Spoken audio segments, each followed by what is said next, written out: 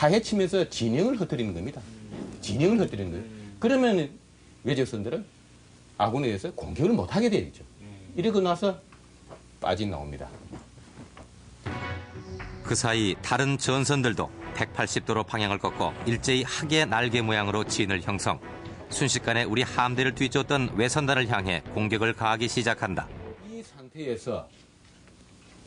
이 상태에서 전진을 하게 되면은 이 배들도 전진해 오죠. 네, 이렇게 전진해 옵니다. 이 배들이 전부 다 포를 일정한 방향으로 전부 쏘게 되면은 모든 화기는 여기에 집중되게 되겠습니다. 그래서 사거리가 조금 짧더라도 가까운 거 아니면은 먼 것을 다 맞게 되는데 충무공이 가장 공격의 목표로 삼는 것은 뭐냐면은 맨 앞쪽에 노는 배를 먼저 공격해라. 그러면 한 척 격침을 시키고 나면은 다른 배들은 저절로 무너집니다. 또한 매복해 있던 원균과 이역기의 함대도 하객진을 형성하며 돌진에 들어가니 임진왜란 최대의 하이라이트 쌍학진이 펼쳐진 것이다. 하객진. 이것은 바로 우리 전통배의 특성인 방향 선회 능력을 이용한 전법이었다. 순식간에 앞뒤로 포위된 외선들은 도망치려 하지만 이순신 함대에 전멸되고 만다. 이 지역이 가장 활발한 전투를 했을 것이다. 여기가 왜군의 주력 함대가 중허리가 끊어지는, 그러니까 왜군의 긴 띠가 허리 부분이 잘리면서 공격을 받는 그런 지역이 여기가 가장 바로 격전지였어요. 이 지역이. 당시 한산 대첩의 격전지였던 이곳에서 거북선은 이렇게 싸웠을 것이다.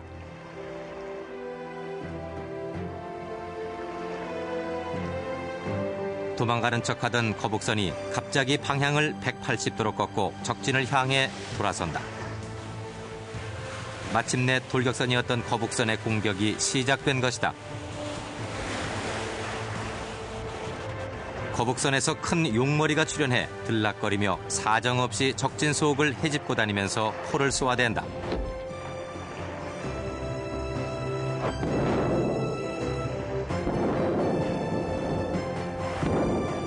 외장선 가까이 다가간 거북선은 갑자기 앞으로 무섭게 돌격, 도깨비 머리로 충돌한다.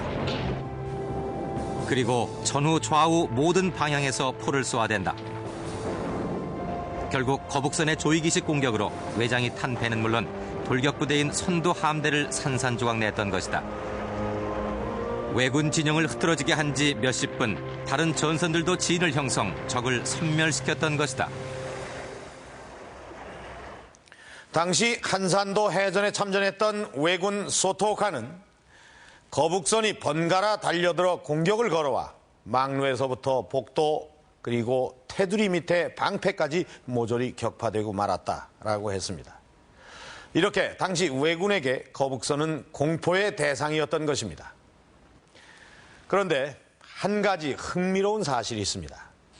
1904년 일본 해군 장교인 고가사가 쓴 일본 제국 해상 권력사 강의에 보면은 일본 거북배가 그려져 있습니다.